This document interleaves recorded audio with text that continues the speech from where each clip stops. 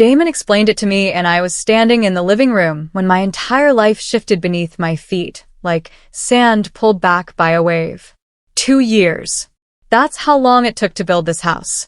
2 years of choosing tiles, arguing with contractors, staying up late over floor plans, and pouring every piece of myself into 4 walls and a roof. I knew every inch of this place. The arch above the kitchen doorway that I had redesigned 3 times. The window seat in the study that I had insisted on even when the budget was screaming at me to let it go. The cream-colored walls in the master bedroom that I had painted myself on a Saturday afternoon while Marcus, my husband, was supposedly working overtime. He walked into the living room that evening with his hands in his pockets, looking far too relaxed for a man about to set fire to a marriage. He glanced around the room like he was surveying property he had already decided to sell. Then he looked at me and said it as casually as if he were telling me we were out of milk. "I'm done, Nora. I want a divorce. I'm moving in with Diane." And before I could even process the words, before the air had fully left my lungs, the front door opened behind him. She walked in carrying a bottle of wine like she already lived there. "My name is Nora Ashford." And I simply said, "Okay." People always ask me later how I stayed so calm in that moment. They want me to describe the screaming, the throwing of things, the dramatic collapse to the floor. But the truth is, when something breaks that completely, there's a strange stillness that takes over first. Like the seconds after a car crash before the pain arrives. Marcus and I had been married for 9 years. We met when we were both 28, both ambitious, both convinced we were building something real. He was charming in that easy, low-effort way some men have, the kind of charm that doesn't cost anything because it's never really personal. For the first 4 years, the marriage was good enough. Not spectacular. Not the love story I had quietly imagined in my 20s. But steady and comfortable, the way a house feels when all the heaters are working. Then we decided to build an actual house. The idea started with me. I had inherited a plot of land from my grandmother, Eleanor, out on the east side of town. It wasn't fancy land, just over half an acre, slightly elevated, with old oak trees that I had played under as a child. When Gran passed, she left it to me alone. Not to both of us. To me. Marcus saw an opportunity. I saw home. We should have known then that we were building toward different things. The project started in the spring, 2.5 years before Marcus stood in that living room and ended everything. I threw myself into it completely. I worked with our architect, a quiet, careful woman named Petra, to design a house that actually felt like somewhere a person would want to live. I made every decision, from the foundation layout to the grout color in the second bathroom. I supervised the contractors. I filed the inspection requests. I kept the project binder that became thicker than a dictionary. Marcus contributed financially. That part is true, and I've never pretended otherwise. He paid the mortgage on the construction loan. He covered the bulk of our monthly building costs. He liked to remind me of this often, in that way some people have of turning generosity into a ledger. But somewhere around month 6 of construction, something changed in him. He started coming home later. He grew quieter, then distant, then irritable when I talked about the house. I told myself it was stress. The project was expensive. He was under pressure at work. I made excuses for him the way I had learned to over 9 years of marriage.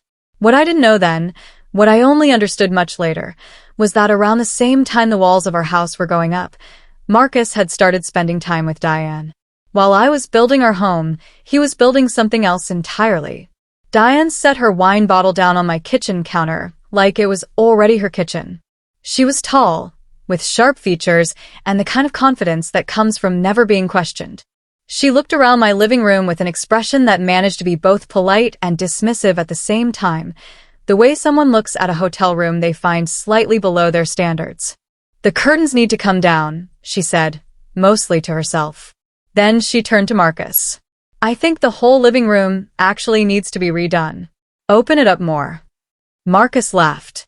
Not the nervous laugh of a man who knows he's doing something wrong. The relaxed laugh of someone who had already checked out of a place and no longer cared what condition he left it in. "We'll deal with all that," he said, waving his hand like my 2 years of choices were a light inconvenience. I stood there watching this woman walk slowly through the rooms I had designed, making notes in her head about everything she intended to change. She paused in the hallway and ran her finger along the wooden paneling I had specially ordered. "This can go too," she said. And I felt something cold and quiet move through me. Not grief exactly, not yet. Something more like recognition. Like watching a storm approach from a distance and realizing you've had your umbrella ready for longer than you thought. I nodded and said I would pack my things. Marcus smirked. I moved through the bedroom in silence, pulling clothes from the wardrobe and folding them with a focus that surprised even me. Marcus had expected tears. I could tell from the way he lingered in the doorway, watching me. People who want to wound you are always disappointed when the wound doesn't show. I took what I needed. I didn't take everything, not yet. Just enough for a few nights. A suitcase, my laptop, my toiletries. I moved slowly and deliberately, like a woman with somewhere to be and no reason to rush. And then I went to the home office. There was a drawer in the filing cabinet, second from the bottom, where I had been quietly storing copies of documents for the past 7 months. It started after Marcus insisted, almost out of nowhere, that all payments for the house construction go through a new separate account in his name only. He said it was better for taxes. He said his accountant suggested it. I smiled and agreed. Then I started making copies. Contracts. Payment receipts. Contribution records. The original land deed for my grandmother's estate. Communications with Petra the architect. Invoices I had signed personally. Every document that told the real story of who built this house and what it was actually built on. I took the folder and slipped it quietly into my bag. Marcus saw me leave and said nothing. As I drove away from the house that night, I dialed a number I had saved in my phone under a single name, Damon. Damon Reeves had been a family law attorney for over 20 years. My college friend Bet had recommended him to me about 8 months earlier, shortly after I mentioned, almost as a joke, that Marcus had been acting strangely. Just in case, Bet said. Just have one conversation. I had that conversation. And then I had 3 more. Damon was the kind of lawyer who didn't reassure you with empty words. He asked sharp questions, took careful notes, and looked at you steadily over the top of his glasses when you said something he needed you to repeat. He was not warm in the conventional sense. But he was thorough, and right now thorough was exactly what I needed. I sent him photographs of every document in the folder the same night I left the house. By the following morning, he called me at 7:15. I was sitting at Betty's kitchen table, both hands wrapped around a mug of tea, watching the sun come up through her window. "Nora," Damon said, without any preamble, "your husband made a serious mistake." I set the mug down very carefully. "Tell me," I said. He paused in that deliberate way of his, the way that meant what he was about to say had weight. "Several of them, actually," he said. "But let's start with the most important one. The one about the house." Careful, measured language, but the meaning was simple enough. The house had been built on land that belonged to me before the marriage. My grandmother's deed was clear. She left that half-acre to Nora Eleanor Ashford, her granddaughter, as a sole and separate inheritance. Under the law in our state, property inherited individually before or during a marriage is classified as separate property, not marital property. It doesn't automatically become shared just because the other spouse contributed to something built on top of it. Marcus had assumed that because he paid the mortgage and the bulk of the construction loan, the house was his. And if I had walked away quietly and signed whatever documents his lawyer pushed across a table, that assumption might have gone unchallenged. But I hadn't walked away quietly. And the land beneath that house, the land that every brick and beam sat on, had always been mine. There were other factors too.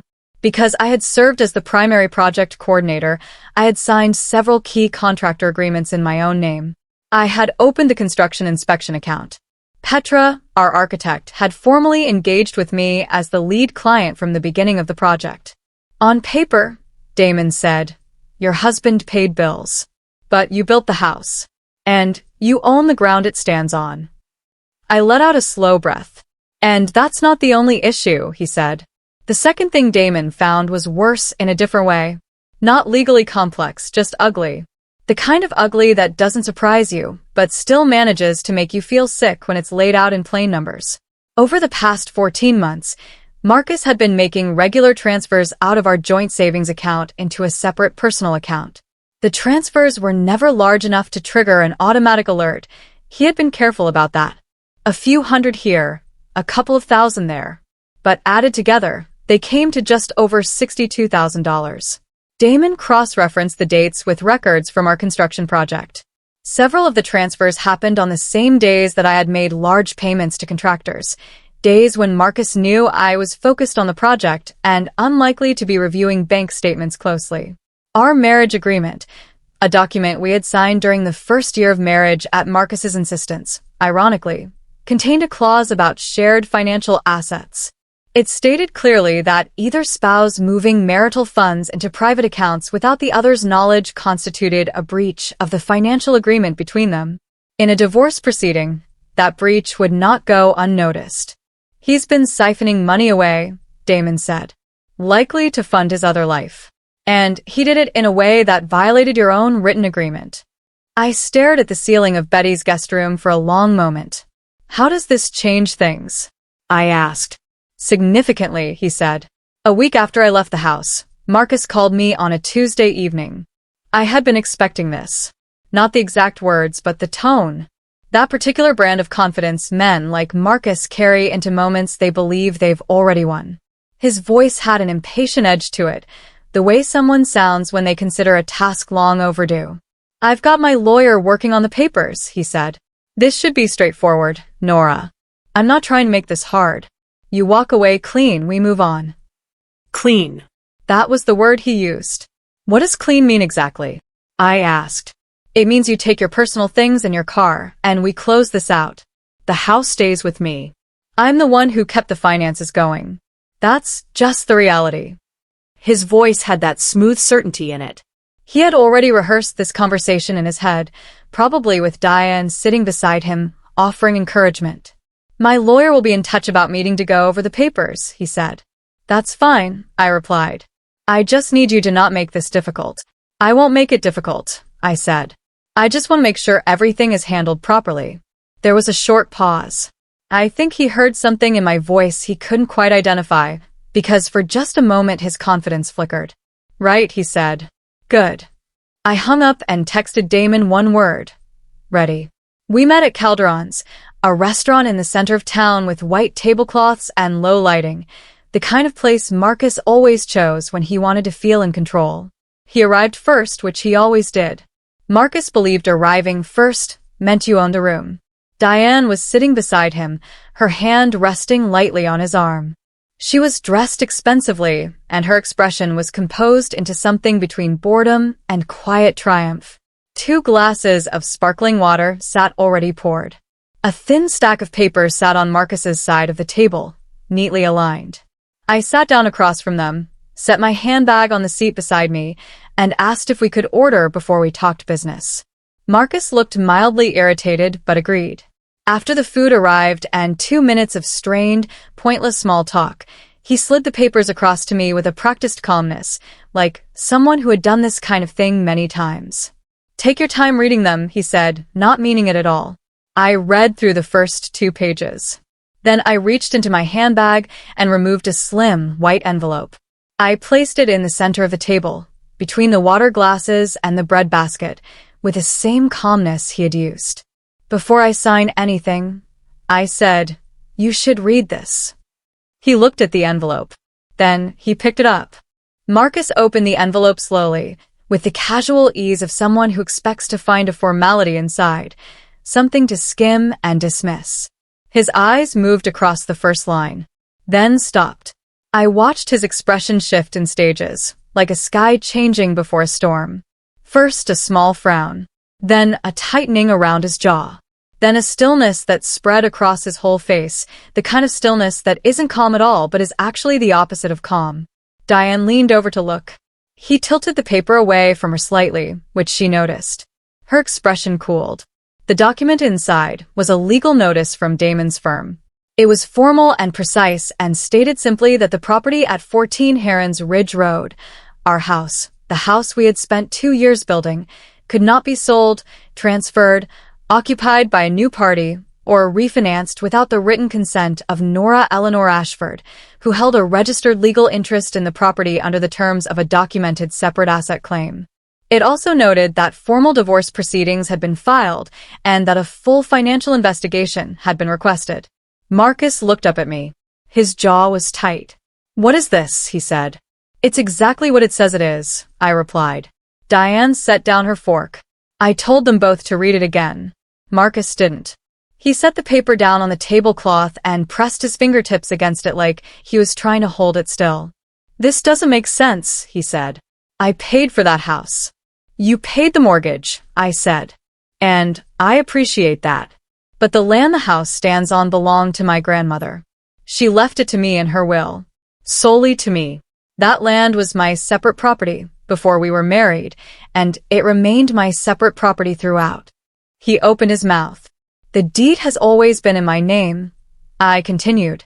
"I have the original documentation, the estate transfer records, and my attorney has already filed the appropriate claims with the court." The restaurant felt very quiet around our table, the way a room can go quiet when something important is happening, even though nobody nearby knows what it is. "You're trying to steal my house," Marcus said. His voice had gone low and tight. "I'm trying to be treated fairly in a divorce that you announced to me without warning while your girlfriend walked through my front door with wine," I replied. I kept my voice even. "There's a difference." Diane was looking at Marcus now with an expression I recognized. It was the expression of a person starting to recalculate. "Greg said," Marcus started. "Greg is not your attorney," I said. "You should call one." Damon filed the full paperwork 3 days after the restaurant dinner. It was thorough. Damon did not believe in doing things halfway. The filing included the land deed and grandmother's estate transfer. It included Petra's project records, which showed me as the primary client and decision-maker from the beginning. It included the contractor agreements I had signed personally. It included the construction inspection records filed under my name. And then, on a separate section, formatted with the same quiet precision, it included the financial transfer records. 14 months of transfers. $62,430 moved in carefully sized increments from our joint account to a private account in Marcus's name alone. Cross-referenced against our marriage agreements, financial conduct clause. His lawyer, a corporate attorney Marcus had hired in a hurry, a man clearly more comfortable with business contracts than family law, called Damon 2 days after the filing. I wasn't on that call, but Damon summarized it for me afterward. He sounded concerned, Damon said, with a mild understatement of a man who had been doing this for 2 decades. The financial transfer records didn't just affect the question of money. They affected the court's view of Marcus's conduct throughout the marriage. A spouse who quietly siphons shared funds while planning to end the marriage is not viewed favorably by family court judges. His lawyer had clearly explained this to him. Because that same evening, Marcus called me for the second time. He didn't sound confident this time. The smooth certainty was gone, replaced by something tightly wound and brittle. He asked me if we could sit down privately and talk, just the two of us, no lawyers. I told him our lawyers could arrange a meeting. He said he didn't think we needed to make this into a legal battle. I reminded him, politely, that he was the one who had announced the divorce in our living room while his girlfriend walked in carrying wine. He went quiet for a moment. Then he said in a slightly different tone, something between reasoning and warning, that Diane had started asking questions. About the house. About the finances. I said I hoped she was getting good answers. He said things were getting complicated. I said I was sorry to hear that. There was a pause, and then he said, almost without meaning to say it aloud, she wants to know why the house can't just be transferred to my name cleanly. And I understood then that Marcus had told Diane the house was essentially already his. That the divorce was a formality. That she was stepping into a ready-made life in a ready-made home. He had sold her a story. And the story was falling apart. I told him to let his lawyer know we were proceeding. Then I said goodnight and ended the call. The next morning, a court notice arrived at 14 Herons Ridge Road. The court order landed on a Thursday. Damon had requested an emergency financial preservation order while the divorce investigation was ongoing, and the judge had granted it. The order temporarily blocked Marcus from making any further transfers out of the joint accounts and placed a hold on any financial transactions related to the property. Within 48 hours, Marcus's access to 3 of his accounts was restricted pending the full investigation into the transfer records. It wasn't a complete freeze. He could still access funds for regular living expenses. But the accounts he had been using to move money quietly were now watched, logged, and effectively locked.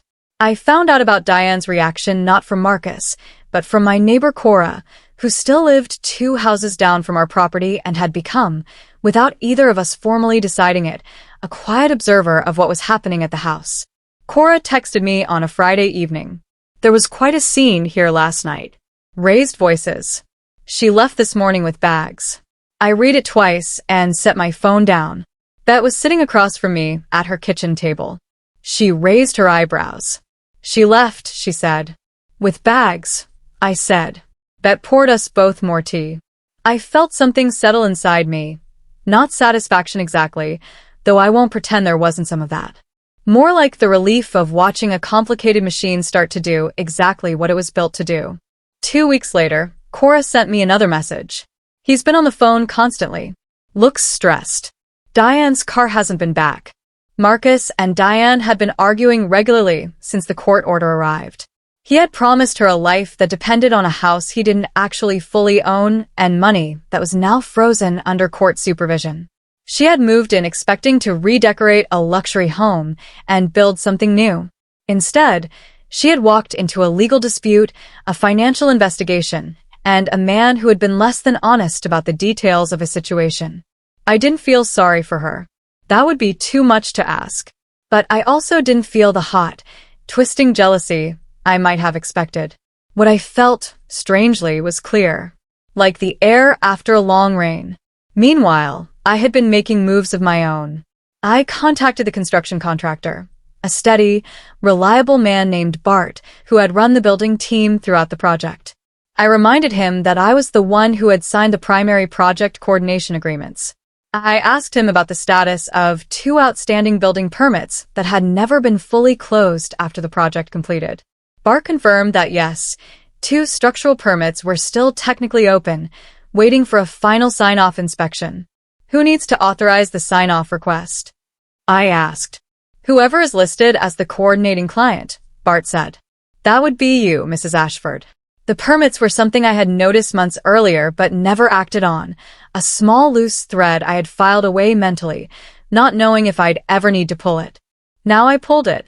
Without those 2 structural permits being formally closed, the house at 14 Herons Ridge Road could not legally be sold, could not be refinanced, and could not have its title fully transferred to a new owner. Any real estate attorney conducting proper due diligence before a sale or transfer would catch the open permits immediately. They would come back to the coordinating client for resolution. Me. I wasn't doing this to be spiteful. I was doing it because I needed the court and any future buyer or financial institution to understand the full picture of what this property was and who had actually made it what it was. The open permits were simply another piece of the same story the documents told. Damon added the permit situation to the case file. "It reinforces the argument," he told me during our next call. "Every thread leads back to you as the primary responsible party for this property. It's consistent." Marcus's attorney, by this point, had apparently advised him to stop calling me directly. I hadn't heard from him in over a week. But the bills for the house were starting to pile up. And without access to the money he had been quietly saving, money the court now had its eye on, Marcus was discovering what it actually cost to maintain a house alone. By the 6th week after I left, the numbers had caught up with Marcus completely. The construction loan mortgage was significant. The utility bills on a house that size were not small. There were property taxes due at the end of the quarter. And Marcus, who had been funding a second life with money he had moved out of our joint account over the past 14 months, was now blocked from accessing those reserves. His income, on its own, was stretched thin. Cora told me he had called a real estate agent. She had seen the agent's car outside the house one afternoon.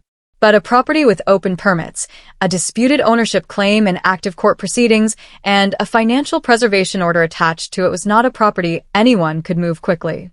The agent, whoever they were, would have told him the same thing. Around this time, I received a message from someone I hadn't expected to hear from. It came through a shared mutual friend, a woman named Adiz who had been in our social circle for years. The message was short and slightly awkward in the way messages are when someone is passing along information they're not sure they should be passing along. Diane wanted you to know she had no idea about the property situation or the money. She said he told her everything was sorted. I read it once, then put my phone down and went for a walk. I didn't reply. There was nothing useful to say. Diane was gone before the end of the 7th week. Not dramatically.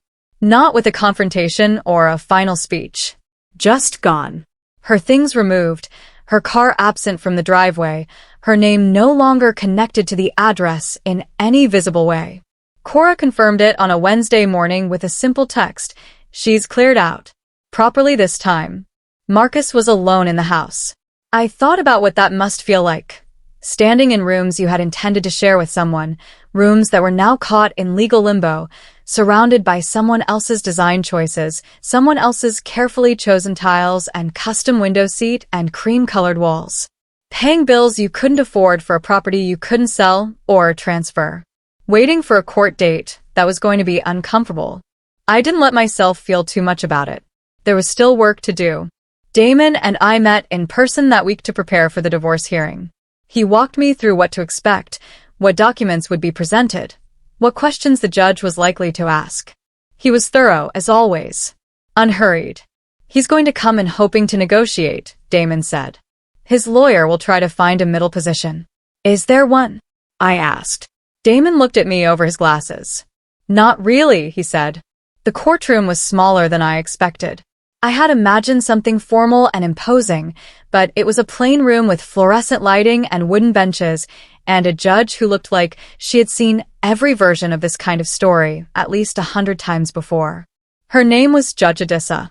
She was methodical and unimpressed, the way people become after years of watching human beings make predictable mistakes and then act surprised by the consequences. Marcus arrived with his attorney, a man named Callum, who had clearly spent the past 2 weeks trying to build a case out of very thin material. Marcus was dressed carefully, his expression arranged into something meant to communicate reasonableness. But I could see the tension underneath it, the slight tightness around his eyes.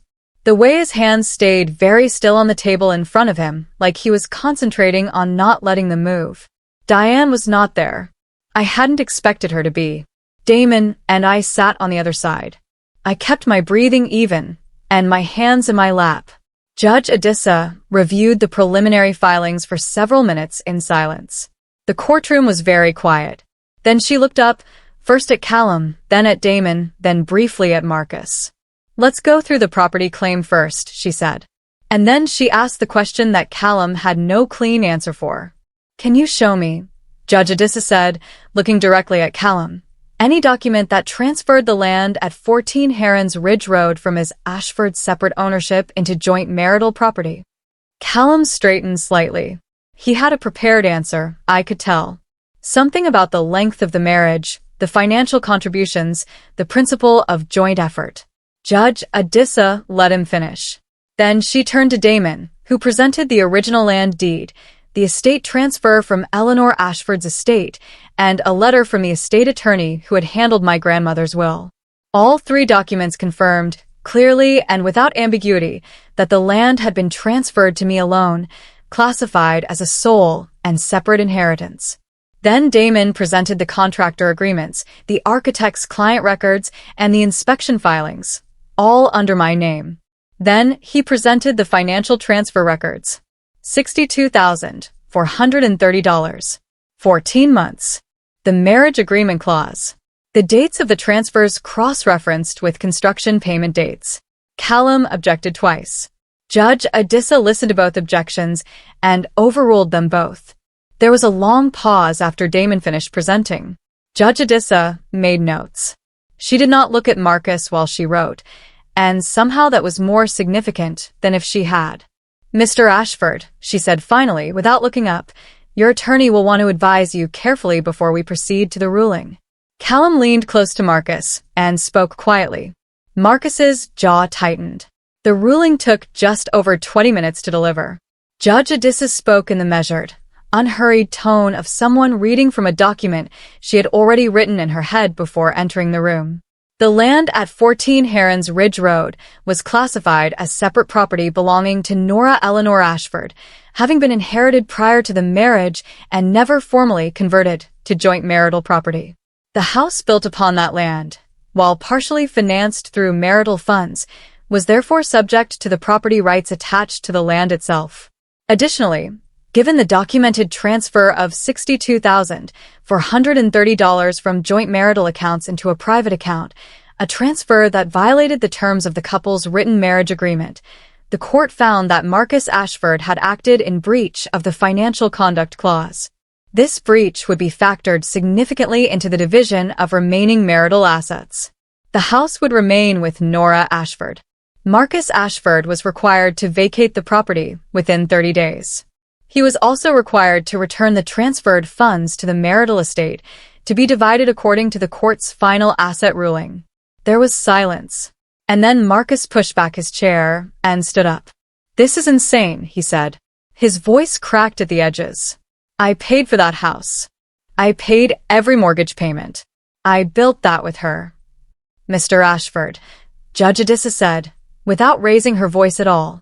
"You can't do this," Marcus said, louder now.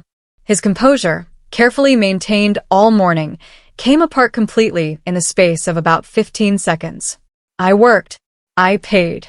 That house would not exist without my money, Mr. Ashford." Judge Odysseus' voice was calm and absolute. "This is not fair. She had nothing when we started that project. Nothing. I was the one who—" "Mr. Ashford." She set her pen down. "I need you to stop speaking." Callum grabbed his arm. Marcus shook him off. "I want to appeal," he said. "I want to appeal this immediately. This is theft. She's taking everything." "The evidence has been reviewed," Judge Odysseus said, with a stillness that filled the room. "The documentation is clear. The financial records are clear. The property deed is clear." She looked at him steadily. "The evidence speaks for itself, Mr. Ashford." Marcus stood there for a moment longer, breathing hard, his hands open at his sides. The courtroom was absolutely silent. Then Callum said something quietly into his ear, and Marcus sat back down. Slowly, like the air had gone out of him. I sat very still on my side of the room and looked at the table in front of me. I didn't allow myself to look at Marcus. Not because I was afraid of what I'd feel, but because it wasn't necessary. Everything that needed to happen had happened. I moved back into 14 Herons Ridge Road on a Saturday morning, 6 weeks after the ruling. Marcus had vacated within the court's 30-day window, taking his personal belongings and leaving behind the furniture we had chosen together, the appliances and, notably, several of Diane's forgotten items still sitting in a corner of the master bedroom closet. I had them boxed and left on the porch with a note to Adise, asking her to pass along the message. The house felt strange at first. Not frightening, not sad exactly, just strange in the way a familiar place feels when you've been away long enough for it to stop remembering you. I walked slowly through every room on that first morning, not rushing anything. The kitchen with its arched doorway. The study with its window seat. The hallway paneling that Diane had wanted to tear out. All still here. All still mine. Bet came over that afternoon with food and 2 bottles of sparkling juice, and Cora came from down the road, and the 3 of us sat in the living room until late in the evening, talking about nothing important, which felt like exactly the right thing to do. Before Bet left, she walked through the study and stopped in the doorway. "What are you going to do with this room?" she asked. I looked at it, the light coming through the window, the built-in shelves I had designed, the space that had always felt slightly underused. "I have an idea about that," I said. 3 months after moving back in, I opened the window seat in the study and sat down with a cup of tea and a notebook, the way I used to do when I was designing the house, back when everything was still a plan and the future was still blank enough to write anything on it. The study had been converted. The desk where Marcus used to keep his filing cabinet, the same cabinet where I had stored my copies of every document, was gone. In its place sat a long drafting table, a mood board pinned to the wall, and a small professional sign leaning against the window that I hadn't yet decided exactly where to hang. Ashford Design Studio. My name. Just mine. I had been taking on small interior design clients for 6 weeks, a spare bedroom in someone's townhouse, a kitchen redesign for a young couple who reminded me of who Marcus and I had been before everything went wrong. Word had started to spread the way word does in a town this size, quietly and then quickly. Petra, our old architect, had already sent me 2 referrals. As for Marcus, last I heard, he was renting a 2-bedroom apartment on the far side of town. The financial restitution from the divorce had significantly reduced what he had been quietly saving. He was, by all accounts, managing. Not thriving, but managing. I didn't wish him badly. I had moved past that. What I felt when I thought about him now was something simpler and more honest, a kind of tired clarity, like waking up after a very long sleep. He had thought he was replacing me. Instead, without meaning to, without knowing it, he had built me a future. I hung the sign on the wall, straightened it once, and went back to work.